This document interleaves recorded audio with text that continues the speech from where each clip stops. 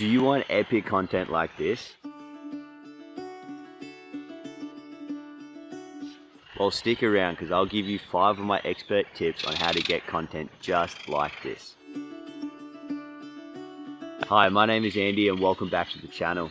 Today I'm sharing with you my 5 expert tips on how to interact with manta rays while you're freediving or diving that I have acquired over the last 8 years. If this is the sort of content you want to be seeing, make sure you hit that subscribe button and that like button.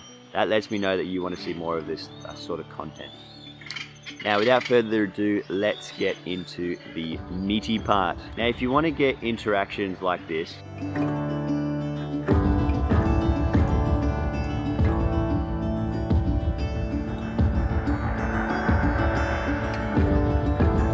make sure you follow these steps. It is so important to be super respectful of these animals, and by following the steps that I'm going to give you very shortly, it gives you the best interactions and it also respects the animal in the best way without destroying their behavior, and it leaves a beautiful interaction for the manta rays to remember by, and so next time they'll be more inclined to have better interactions with other people or even yourself in the future.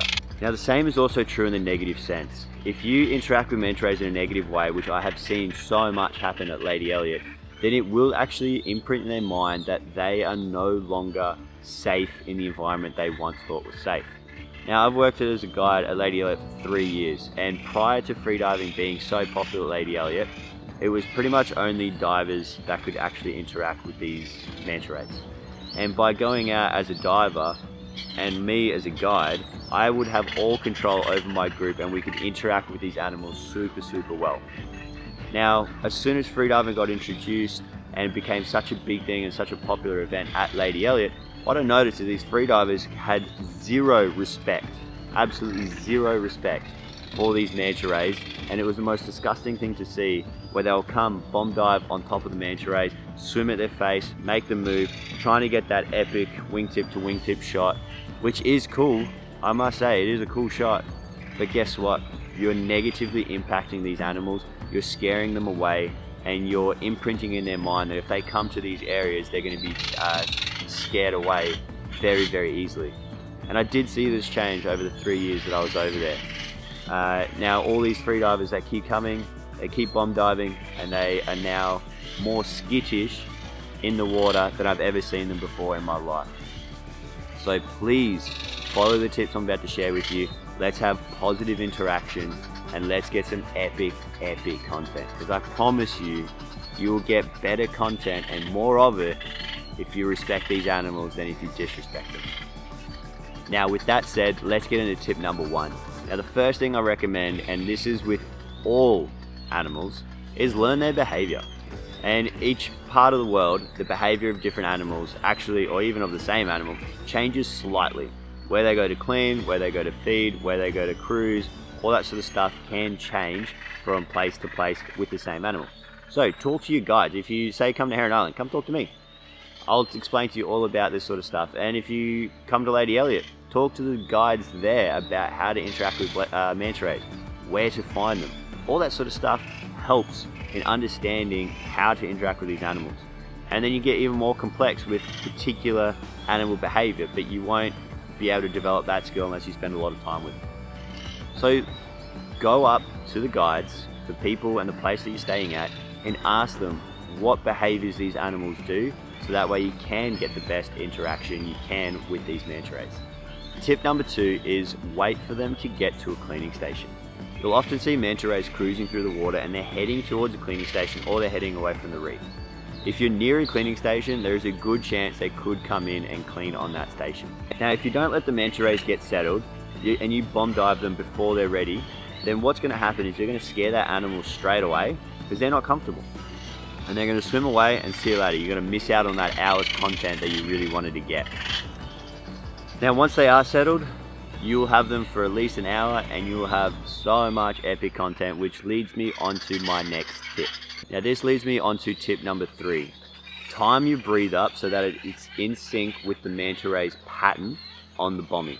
You'll see this pretty quickly of what they're doing, and they do change up their pattern sometimes. And as a diver, chill. Stay back first, and then once they're settled, You can then slowly move forward as the mantas get more comfortable. Now, as a free diver, when you're doing your breathe up, you'll notice the animals are doing if you just picture a large circular bommy, which is usually what you get, you'll picture the manta rays doing a bit of a circle over the bommy. The other pattern they often do is they do a figure of 8 over the bommies, just going back and forth. And then sometimes, you don't see it too often, usually if there's strong current, they will actually be able to just sit there in one spot and they don't actually move. And they'll sit just behind the bommy, which is epic. If you're scuba diving, this is probably the best time to get manta rays because they will literally sit on your head. And so then as you're breathing up and you're waiting for the manta rays to do their passes, make sure if you're, say, on the right hand side of the bommy and the manta ray starts moving to the left, that is when you want to be taking your final breathe up. So by the time you dive down, this manta ray is coming across and then you're already on the bottom by the time the manta ray is ready to come back. And this is important. You want to be in the sand next to the bommy. Alright? Next to the bommy. Then this manta ray is going to come over and be like, oh, what's this? And they will literally come right over your head like this, and they will interact with you for a good amount of time, and then they'll slowly make their way back over. And seeing this epic shot of it coming over the bommy and then coming over to you and then swimming away, oh, it makes for some epic content. And now this gives me to an important point, which is tip number 4. Do not ever dive onto the bommy that the manta is cleaning. If you do this, you will scare the cleaner fish. You will destroy coral. Usually if you're diving in any place where there's manta rays, it is a marine park, so it is illegal to actually touch the coral and be on the coral. And then you're going to scare the manta ray away anyway. So why would you want to dive onto the bommy? It makes no sense to me. Now my last tip is very simple, and it is yet probably my most effective tip that I could probably give you. Be still. And the way I explain this to divers, and I used to do this with my dive brief all the time. If you're walking down the street and you see a crazy person waving their arms, breathing like crazy and just running around the place, are you going to be like, oh, what's this guy up to, and come up close to him? No. You're more likely going to cross the street to the other side and be like, whoa, don't come near me, bro. Or something like that. It's the same thing underwater.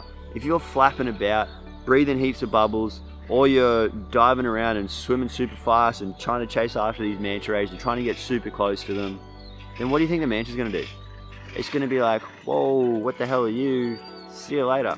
And not be anywhere near you. So this is why I recommend be still, because mantas naturally are very inquisitive. They do have quite a large brain. I'm pretty sure it's the largest brain of all the fish. And so they will come up to you and they will have their lobes pointed directly at your face where they have the best vision, and they will be literally belly over your head while you're sitting there in the sand going, oh my goodness, this is amazing. And the next problem you're going to have is that you can't hold your breath long enough. Now this brings me to my bonus tip. Get freedive certified. They'll give you the tools and the tips on how to improve your breath hold, how to be safe underwater, how to fin and all that sort of stuff. Or get scuba certified and then go to places like Lady Ella, Heron Island, where you can interact with these animals on scuba and have a really positive interaction. And you'll have guides like myself there to guide you through the process of interacting with these manta rays and having the most epic interactions you can possibly get. So they're my 5 tips on freediving and diving with manta rays. Learn their behavior, wait till they get to a cleaning station, do your breathe up or stay back initially while the mantas are getting comfortable on a cleaning station. Don't dive onto the bommy itself, and then be still and let the animal make the interaction. Now let me know your thoughts in the comments below of what you thought about these, and let me know if they do help you in the future when you dive with manta rays. And if you want to see more of my expert tips on diving and freediving with different animals, even the way we explore the islands, then make sure you write that into the comments below. And if you do like this content, make sure you hit that subscribe button, hit that like button, and share this with your friends so that way we can have more positive interactions with everyone on the reef.